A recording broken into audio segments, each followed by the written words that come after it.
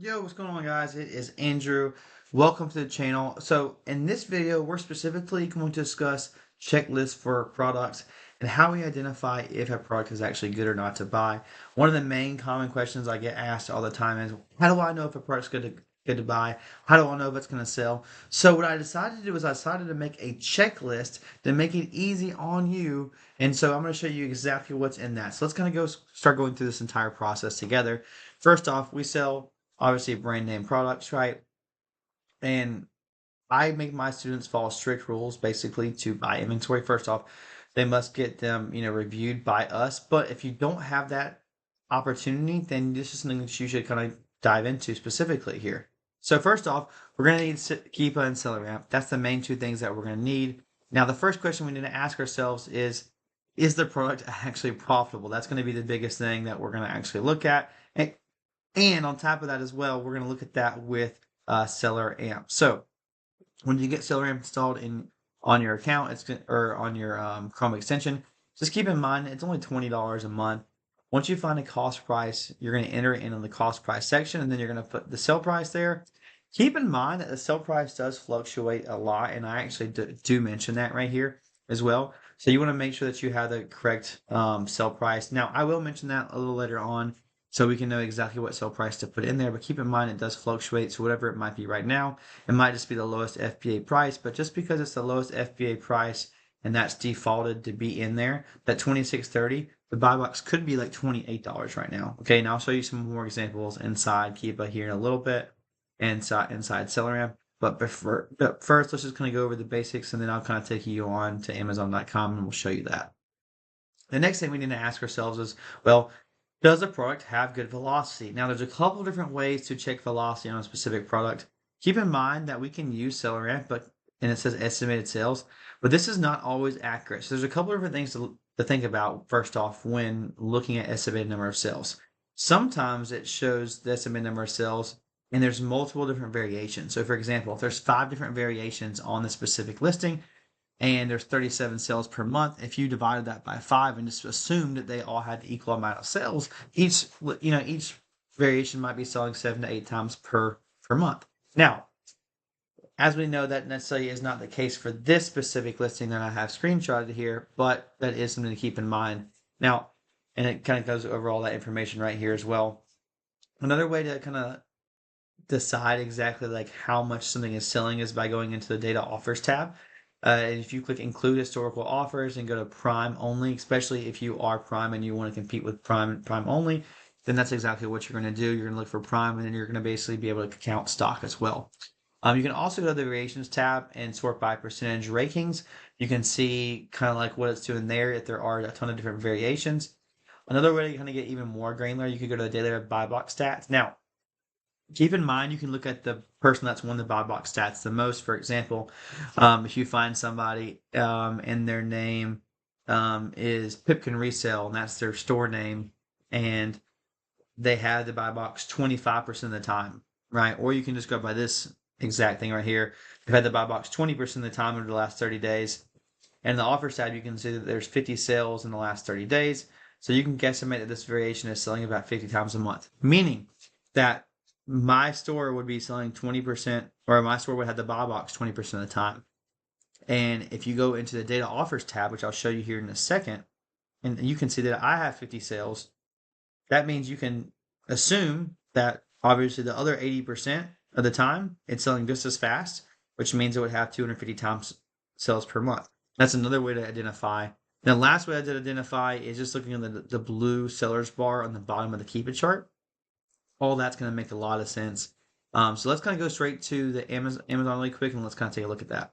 Let's take a look at the specific listing right here, and let's kind of talk through each one of those steps by step. So first thing that we're going to see is we're going to see our pink bar that we kind of mentioned earlier. Now, keep in mind there is a default sell price automatically in here that SellerAmp will give you.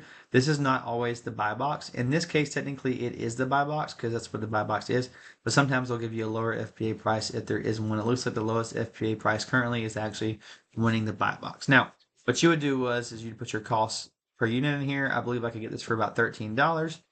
And then you would see the average ROI, which would be 80%, which in this case would be a good product. Now, There is no variations to this particular product, so more than likely it is selling 200 times per month. Let's kind of go ahead into some like the ideas basically of how we can count stock to make sure it's actually selling 200 times a month. First thing we're going to do is we're going to look at this. That's pretty obvious. We can't always go by this because sometimes this is wrong.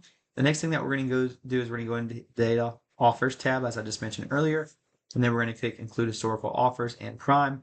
Once we have done that, we can see each person's individual stock count. I like to look at this right here so we can see their historical price, and we can also look at their stock count right here. So this is actually pretty interesting. Amazon was selling at $32 right here, and they actually sold a bunch. We can zoom in right here. They sold a bunch, and they sold 19 from June 27th down to June 29th. So they sold 19 units in 2 days. That's pretty impressive. So if you just go by that math right there, that's 20. Let's open up a calculator really quick here. That's 19 sales. Obviously, that's every 2 days. So if you divide 2 by 30 days in a month, it's going to be 15. So if you do 19 times 15, that is going to equal 285 sales a month. So actually, going by that particular math, at the $32 price point, it could actually sell more than 200 times a month. It could sell 300 times a month, which is actually very encouraging for this particular listing. So that's one way to count stock as well. You can also see other people as well here that you can see that they sold 10 in a matter of a certain period of time. I like to generally look at the people that I'm going to be priced around. So $32 is a good price point for me. That's probably where I would sell it at. Also, something to keep in mind too, the sales rank does go up and down. You see this little green bar right here. It does fluctuate, which means that this little green bar is down right here. It's actually going to be selling faster, which is going to increase the number of sales per month. So you can see right now, the sales rank is actually 80,000, which means, that's probably why it has 200 sales per month because it's going estimated by the current sales rank. But back in this time frame, it could have been selling, 400 or 500 times a month, literally just 10, 15 days ago. So you could possibly prepare for that. Another way that you could do it as well, if you lowered your price down to $31, it'd probably sell more units as well. So being priced competitively and sales does matter right here. Obviously, you can see this person right here.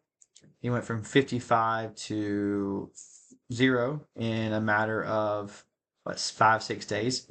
That's very impressive. So by this math, just right here, and that wasn't really too long ago.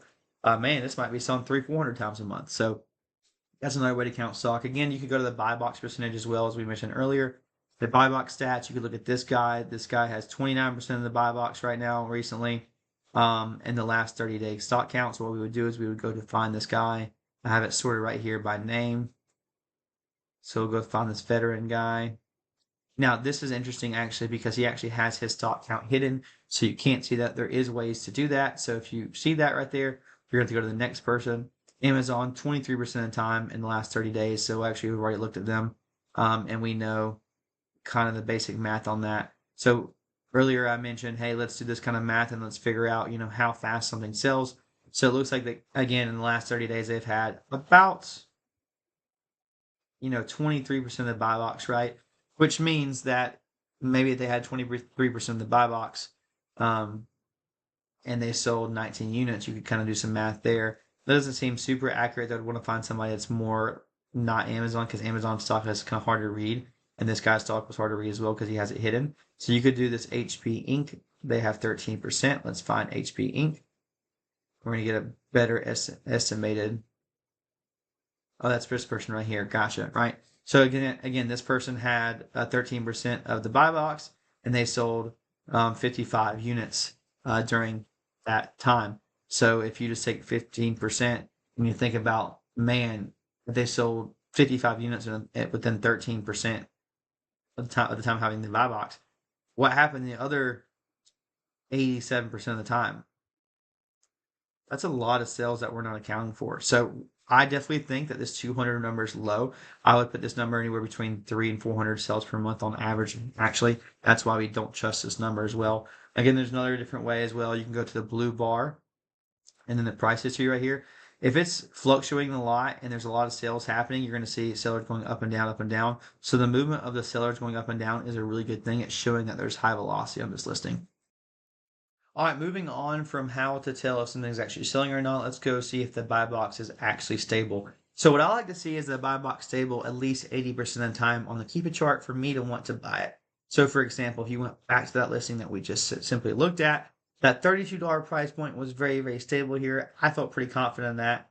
And I know I could sell that price at $32. Now, something that looks along these lines right here, I would take this yellow line and I would say, cool, let me see what this price looks like at least 80% of the time. And that's the price I'm going to try to sell it for.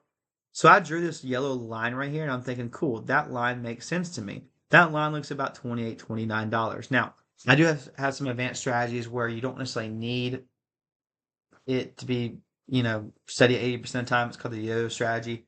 Can't teach that to you guys right now, but I can teach you the 80% rules, and that's kind of what I'm following right here. So over the last 6 months, I drew a yellow line out right here, and that 80% of the time that this is selling, that's the price I need to be able to sell that for at minimum of a 20% return on investment, preferably a 30% return on investment. So yellow bar indicates the price I put in the SellerAmp. And so I'm going to put that $28 price point into SellerAmp and I'm going to see if it works. And if it's above that 25, 30%, whatever my minimum return on investment is, at that point, it's going to make sense for me to buy it. Now, you can't buy something on a spiked price. So for example, you wouldn't want to buy something right here at the $37, $38 mark, simply for the fact that this is a spiked price. So something else to look out for is the buy box steady, is something called a spiked price, as I just mentioned. So for example, if you see right here, this price was $38 in December and January. It's pretty obvious to know that the price probably isn't going to be steady there. Now, keep in mind, a bunch of these people bought this right here, assuming they're going to sell it for $38. So what happens when this buy box comes down, and then boom, all these sellers are left holding the bag and now they're losing money or they're breaking even. So the best way to do this is to look back at this last 6 months. If you're going to buy it in December here, you need to take into account the numbers from September, October, November, and August and say, man, I realistically think, like drawing a line right here, if I was to look at the last 6 months, I think realistically I could need to be able to sell this for like 26, 27 bucks at a profit, or else I shouldn't even buy this listing because that's what it was down here for a long period of time. And so if I can't sell it for that price, I should, at a 30% return on investment, I shouldn't buy it. And majority of these people that came onto the listings right here, probably that was not the case. They did not follow the 80-20 rule. That's basically what I would look at right there. Now, the next question you have to ask yourself, are there any red flags? So first off, we've seen if it's profitable or not. We said, yes, it's profitable. We looked at the variations tab. We looked at a bunch of other different things to see if it's actually selling the count stock. That's there as well. Now we look to see if the price is actually stable. If the price is stable and it's 80% of the time profitable, that's where we're good there. Now let's look at to see if there's any specific red flags on the listing. So the next thing that we have to look at right here is an IP specifically. So some listings and some brands will file intellectual property complaints. So that's something that we really need to focus on and kind of look for. So one thing that you can kind of see, and if you have an IP alert, it'll actually show you that. That's something that's really important, and that you can actually see that with a little green dot right here. I'll actually have a link below this video where you can actually get IP alert, and you can get like a 50% discount just by using that link. So you're welcome on that. Another thing that you can need to be looking out for is the brand on the listing. Now, just because the brand is on the listing, the brand is on the listing, that doesn't necessarily mean it's an automatic no. There is small use cases where we will still buy that ASIN and sell it on that particular listing if the brand is on there, but there's a bunch of different factors that we need to look out for. The main thing I'll do is I'll go back to other listings. I'll see if I can see any data, historical data in the past, where I see any type of intellectual property complaints, or if I see anybody, or if I see that brand specifically kicking other people off the listing, and you can see that in the data. So that's something I'll look out for. Another thing is something called generic listings. Don't waste your time on this. Generic listing, the easiest way to find this if it's mislabeled by the manufacturer when somebody creates a listing. So when somebody creates a listing, sometimes the listing will stay up for 60 to 150 days, but when Amazon catches it, they're going to take down the listing. So if you buy that listing and then all of a sudden they take it down, now all your inventory is traded.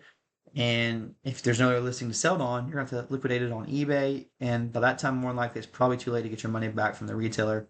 So at this point, you're just going to have to sell it at liquidation loss. So the easiest way to do that is you're going to see this little buy Nike right here, or buy the specific brand in SellerAmp. And you're going to see it right here in this little yellow circle. So that's kind of what you're looking for. If it says buy Nike and the brand is Nike, then this is not a mislabeled product and it's not a generic listing. And you're good to go. The next thing that we want to look out for is a spike number of sellers. Now, this is super important to look out for because if we see that, that is a red flag. So if we go to any type of Keepa chart right here and we see a spike number of sellers like this right here would be an example of possibly a red flag. Now, keep in mind, this listing looks like it has a bunch of volume, so maybe the listing can't support the new sellers coming on.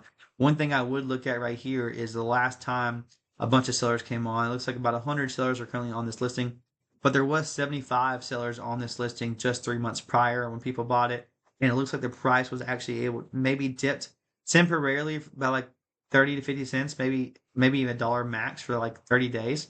Looks like the price quickly rebounded because there was enough volume on a listing. So in this case, this would not be a red flag for me. But if a listing is selling 100 times a month and there's a spike in number of sellers and there's 25 sellers that are on the listing, technically there's only 4 sales to go around per person selling an item. If there's 25 sellers on the listing and there's only 100 sales per month, that's not very good. You want to be able to sell way more than 4 units a month.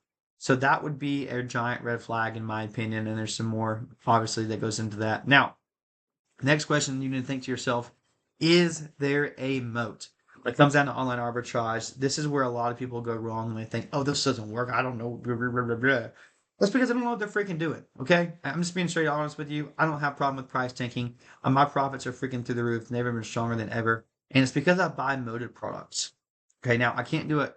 I can't do a ton of training on this specifically here because I reserve that for all of my students. But what I can give you is some kind of insight of what a moat is, and so how you can start looking for those specific things. So, moat can be anything: hard buying limit on a website, hitting coupons, maybe a 1 to 3 day only price drop where then eventually comes back. So obviously, clearance is not a moat. I want to be very upfront about that. If you go to a website and they have clearance products, that is not a moat.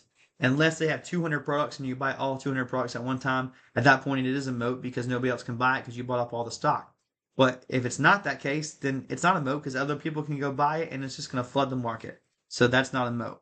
So 1 to 3 day price drop only would be a moat because then technically you can't find that price again 5, 6, 10, 20 days from now. Hazmat FBA items. Not everybody can sell hazmat FBA. That's a moat. And basically anything that creates tension from other sellers getting on the listing or being able to buy the product at the same exact price. That's what a moat is. So these are all the 5 checkpoints basically that you need to look at every single time you're considering to buy a product. Now, there's a lot of things to look at, and if you're not currently selling on Amazon, you're probably thinking to yourself, wow, Drew, that's a lot of information to consider. You just talked for 20 minutes straight. How can I even do this? I get this is a lot of information. This does take time to learn, but that's why you obviously would have me in your corner and other coaches to review the product before you buy them. That's one of the biggest services that we do inside my coaching program. We literally will review all the products before you buy them. So, for example, if you come and you find 10 products and you're saying, hey, I need help reviewing this data, I'll have me or one of my other coaches get on a call with you, and we'll review the data with you live on a call and say, this is a good buy because of this, or this is a bad buy. You shouldn't buy it because of this data, this data, this data. And then you can buy this many units of this one that's good. That's exactly what we do in my one-on-one mentorship coaching. So if you're interested in that, definitely apply. If not, I hope you enjoyed this free 5-step process training for actually finding products and knowing, hey, is this a good product that should I buy? Yes or no. If you haven't yet, subscribe to my YouTube channel. Apply for my mentorship link below. I'll also have some other links as well, like IP Alert. And so you can kind of go after that if you need to. Peace.